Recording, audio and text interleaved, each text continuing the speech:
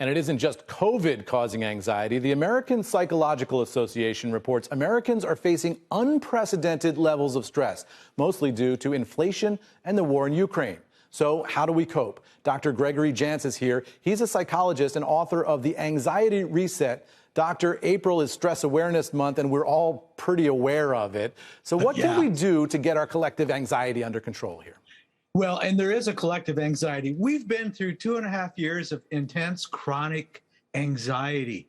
And guess what? It does affect the memory. And we can't make decisions. You get paralyzed, or the next thing that happens is we become very impulsive.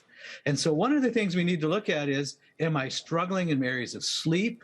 We're really in a sleep epidemic. We've never seen so many sleep disorders. And we're also at a place where this anxiety right now, because there's still a lot of unknowns, it's pushing people over the edge of despair. And we've got to back off from that despair. You see despair. You also see anger. I was talking about this with my father the other day. I mean, people are lashing out. You know, road rage incidents that are up. You see these videos of people on airplanes screaming at flight attendants. Just people are just angry. Is that part of this? Is this all traceable back to the pandemic?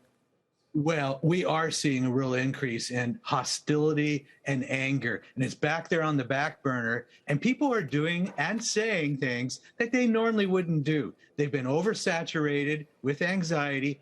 Anxiety is the #1 mental disorder right now that we're struggling with. Social anxiety is huge. So anxiety is paralyzing the brain. We're carrying a lot of hostility, frustrations, and sometimes actions and things we do creep out. So yes, we need to be aware of it. And that anger can become very disabling, as can anxiety. Let me ask you about something that's important to me. I've got 2 teenagers at home.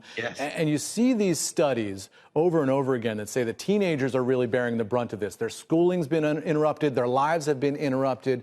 What can we do there? Yes. So it's the 12 to 17-year-olds we're particularly concerned about right now. The depression rates are so high and anxiety, and we're seeing that suicide is the second cause of death. That's hard to say, but it's the second cause of death for our 12 to 17-year-olds. And is that traceable to the pandemic, or is that something that was ongoing? What we've seen is it's increased. We have the highest academic failure last year than we've ever had on record. Right. And so the things facing our kids and the social media use is not helping our kids. So as we look at that, we've got to normalize. Kids have got to get back. That we need to increase exercise, time outside. We need more activities that bring us together. We've been isolating. I hear you. Thank you, doctor.